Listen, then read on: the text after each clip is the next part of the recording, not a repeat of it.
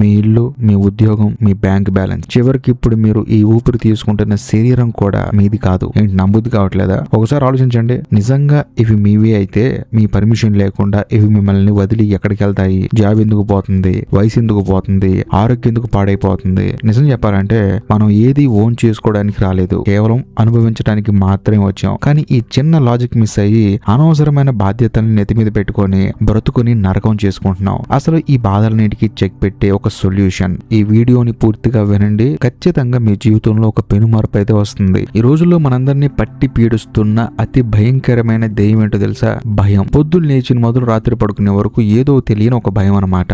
నా జాబ్ ఉంటుందో పోతుందో, నేను ఎంతో కష్టపడి కొన్న బైక్ మీద గీత పడుతుందేమో, నేను ప్రాణానికి ప్రాణంగా ప్రేమించిన అమ్మాయి లేదా అబ్బాయి నన్ను వదిలేసి వెళ్ళిపోతారేమో, నా హెయిర్ ఫాలో అయిపోతుందేమో అని చెప్పేసి, ఒకవేళ అందం తగ్గిపోతుందేమో అని చెప్పేసి ప్రతి దానికి మనం భయపడుతూనే ఉంటాం. ప్రతి లైఫ్ లోనూ నాది నాది నాది అనే పదం ఎంత గట్టిగా అనిపిస్తుంది కదా. సమస్య అంతా అక్కడే ఉంది. మనం బ్రతుకుతున్న ఈ మోడర్న్ సొసైటీ మనకి చిన్నప్పటి నుంచి ఒక విషయాన్ని నూరిపోస్తుంది. అదేంటంటే నువ్వు ఎంత ఎక్కువగా సంపాదిస్తే, అంత ఎక్కువ వస్తువులను పోగేసుకుంటే నువ్వు అంత గొప్పవాడివి అని చెప్పేసి. దీంతో మనం ఏం చేస్తాము? మన చుట్టూ ఉన్న ప్రతి దాన్ని గట్టిగా పట్టుకుంటాం. ఓ కొత్త ఫోన్ కొంటాం, దాన్ని ఎంత ప్రాణంగా చూసుకుంటాం అంటే దానికి చిన్న స్క్రాచ్ పడినా సరే మన గుండె మీద గీత పడినంత విలువలాడిపోతాం. ఒక రిలేషన్షిప్ లోకి వెళ్తాం. అవతల మనిషిని ప్రేమించడం కంటే వాళ్ళని సొంతం చేసుకోవడం మీద, వాళ్ళని కంట్రోల్ చేయడం మీద ఎక్కువ ఫోకస్ పెడతాం. ఇది నాది, ఇది శాశ్వతంగా నా దగ్గరే ఉండాలనే ఈ మొండి పట్టుదలే మన అసలు సమస్య. దీనివల్ల ఏమవుతుందంటే మన ప్రశాంతత గాల్లో కలిసిపోతుంది.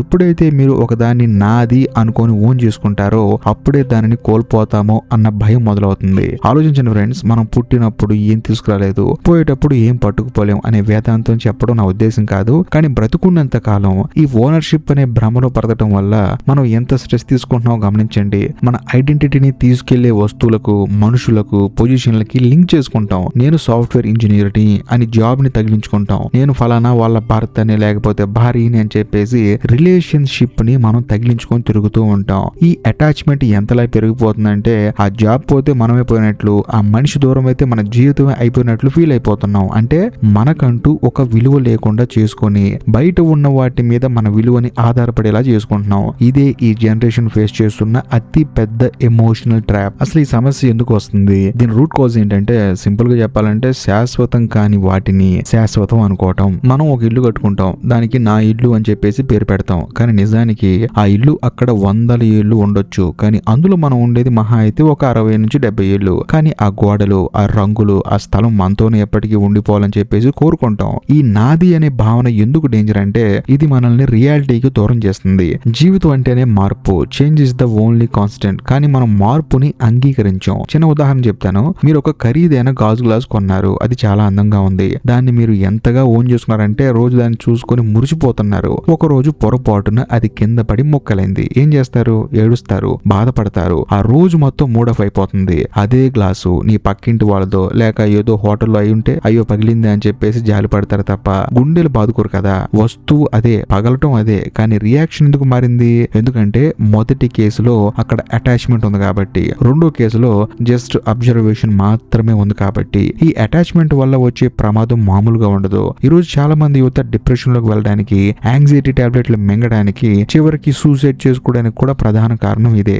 మనం ఇష్టపడిన వాళ్ళు మనకి దూరం అయిపోతే నా లైఫ్ అయిపోయిందని చెప్పేసి అనుకుంటున్నారు. అలా అనుకోవడానికి కారణం ఏంటంటే ఒక మనిషిని నా ఆస్తి అని చెప్పేసి అనుకుంటున్నాం కాబట్టి, నా ఆస్తి నన్ను కాదని ఎలా వెళ్తుంది అనే ఈగో హర్ట్ అవుతుంది కాబట్టి. కొంతమంది అయితే మరి టూ మచ్, జాబ్ పోతేనే చనిపోవాలనిపిస్తుంది అని చెప్పేసి అంటారు. అలా ఎందుకు అనుకుంటారంటే వాళ్ళకన్నా ఆ జాబ్ అనేది గొప్పలా ఫీల్ అవుతూ ఉంటారు. ఆ జాబ్ పోతే వాళ్ళు వేస్ట్ అని చెప్పేసి వాళ్ళకి వాళ్ళే డిసైడ్ అయిపోతారు. కాబట్టి మనం ఈ ప్రపంచంలో ప్రతి దాన్ని కంట్రోల్ చేయాలనుకుంటాం. కానీ ఒకటి గుర్తుపెట్టుకోండి, మనం దేన్ని కంట్రోల్ చేయలేం. వాతావరణాన్ని కంట్రోల్ చేయలేం, ట్రాఫిక్ ని కంట్రోల్ చేయలేం, ఎదుటి వారి ఆలోచనల్ని కంట్రోల్ చేయలేం, చివరికి మన శరీరంలో జరిగే మార్పులు కూడా కంట్రోల్ చేయలేం. కంట్రోల్ లేని చోట ఓనర్షిప్ పెట్టుకుంటే మిగిలేది బాధ మాత్రమే. మనం ఒక అద్దెంట్లో ఉంటున్నాం, ఆ ఇంటి గోడ నాదే, సీలింగ్ నాదే, ఈ నేల నాదే అని ఏడిస్తే పిచ్చోడు అంటారు. కానీ జీవితం విషయంలో మనం చేస్తున్నది అదే. ఈ నాది అనే పదం ఒక జైలు లాంటిది. ఇందులో ఇరుక్కున్నంత కాలం మీకు స్వేచ్ఛ ఉండదు. భయం అనే సంఖ్యలు ఎప్పుడు వేసే ఉంటాయి. రేపు ఏం జరుగుతుందో అనే టెన్షన్ తోనే సగం ఆయుష్ పోతుంది. ఇప్పుడు అసలు విషయానికి వద్దాం.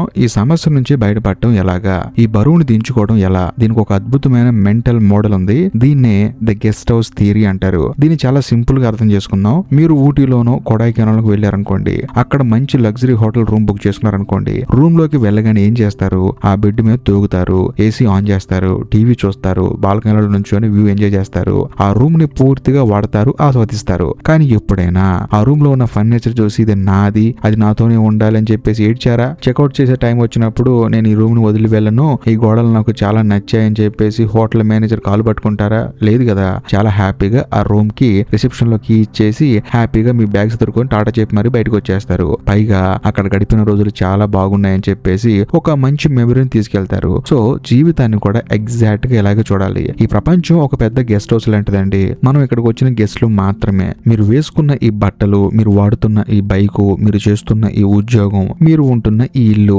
అన్ని కూడా ఈ హోటల్ రూమ్ లోని ఫర్నిచర్ లాంటివే. వాటిని వాడండి, ఆనందించండి, శుభ్రంగా ఉంచుకోండి, కానీ అవి మీ సొంతం అని మాత్రం అనుకోకండి. మీరు ఈ ప్రపంచంలోకి వచ్చినప్పుడు బర్త్ అనే చెకింగ్ జరిగింది, ఎప్పుడో ఒకప్పుడు డెత్ అనే చెక్అవుట్ కూడా జరుగుతుంది. ఈ మధ్యలో ఉన్న టైం అంతా మనం ఎంజాయ్ చేయాల్సిన వెకేషన్ మాత్రమే. ఈ ఒక్క ఆలోచన మీ మైండ్ లోకి డీప్ గా వెళ్తే మీ లైఫ్ ఎంత తేలిగ్గా మారుతుందో తెలుసా? జాబ్ పోయిందా? ఓకే. మీరు దాచుకున్న డబ్బులు పోయాయా? ఓకే. మీరు ఎంతగానో ఇష్టపడిన మనుషులు మీకు దూరంగా వెళ్ళిపోయారా? అది కూడా ఓకే. సో మనం ఏం చేయాలంటే ఉన్న వాటితోనే ఎంజాయ్ చేయాలి, అంతేగాని అవి నావి, అవి నాతోనే ఉండాలి అంటే మాత్రం అస్సలు కుదరదు. అది డబ్బు కావచ్చు, ఉద్యోగం కావచ్చు, నువ్వు ఎంతగానో ఇష్టపడిన మనుషులు కూడా కావచ్చు.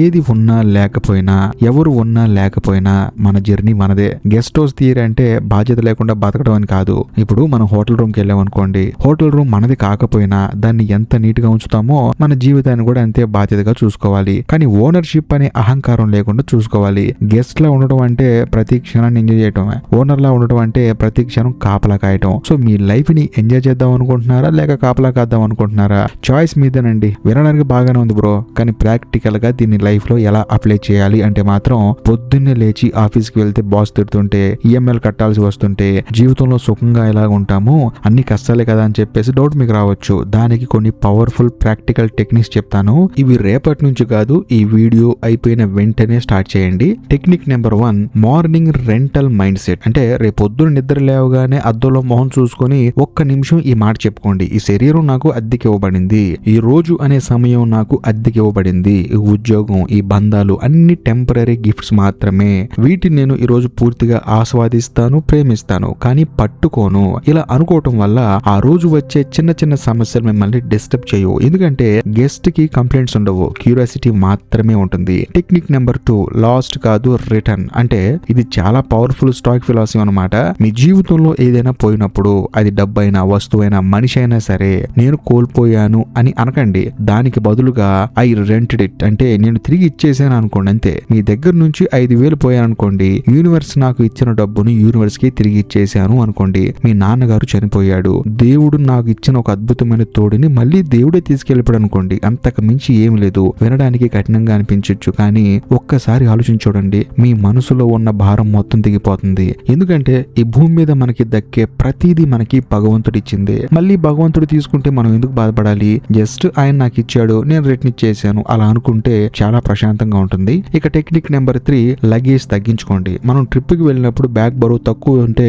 ఎంత హాయిగా జర్నీ చేస్తామో లైఫ్ లో కూడా అంతే. అనవసరమైన కోపాలు, పగలు, ద్వేషాలు, గతం తాలూకు అవమానాలు ఇవన్నీ బరువులే. వీడు నన్ను ఇలా అన్నాడు, వాడు నన్ను మోసం చేశాడు అనే చెత్త మోస్తూ ప్రయాణం చేయకండి. మీరు గెస్ట్ మాత్రమే. ఇవన్నీ మూట కట్టుకుని ఎక్కడ తీసుకెళ్తారు? ఏది మీతో రాదు. ఎవరైనా ఏమైనా అన్నారా, అక్కడికక్కడే వదిలేయండి, లైట్ తీసుకోండి, నవ్వేసి ముందుకెళ్ళిపోండి. జీవితం ప్రశాంతంగా ఉంటుంది, ప్రయాణం కూడా అద్భుతంగా ఉంటుంది. గుర్తుపెట్టుకోండి, మీరు ఈ భూమి మీదకి వచ్చింది బ్యాంక్ బ్యాలెన్స్లు పెంచుకోవడానికో, ఆస్తులు కూడబెట్టుకోవడానికో, అందరినీ మెప్పించడానికో కాదు. మీరు వచ్చింది జీవితం అనే ఈ అద్భుతమైన ఎక్స్పీరియన్స్ ని టేస్ట్ చేయడానికి. ఆకాశాన్ని చూడండి, గాలిని పీల్చండి, నచ్చిన పని చేయండి, నచ్చిన వాళ్ళతో నవ్వండి. రేపు అనేది ఉందో లేదో ఎవరికీ తెలియదు, ఉన్నది ఈ క్షణం మాత్రమే. అందులో ముఖ్యమైన విషయం ఏంటంటే ఈ క్షణానికి మీరు ఓనర్ కాదు, కేవలం విజిటర్ మాత్రమే. అలా అని చెప్పేసి ఏ పని చేయకుండా డబ్బులు సంపాదించొద్దు అని చెప్పను కానీ, మీకు నచ్చిన పని చేస్తే ఆటోమేటిక్ గా డబ్బులు వాటంతటవే వస్తాయి. పోనీ మీరు డబ్బుల కోసం పని చేస్తున్నారే అనుకోండి, ఆ పనిని ఇష్టంగా చేయండి, జీవితం ప్రశాంతంగా ఉంటుంది. ఇంకోళ్ళతో కంపేర్ చేసుకోమాకండి, చాలా దరిద్రంగా ఉంటుంది. ఎందుకంటే మీ జీవితం మీది కాబట్టి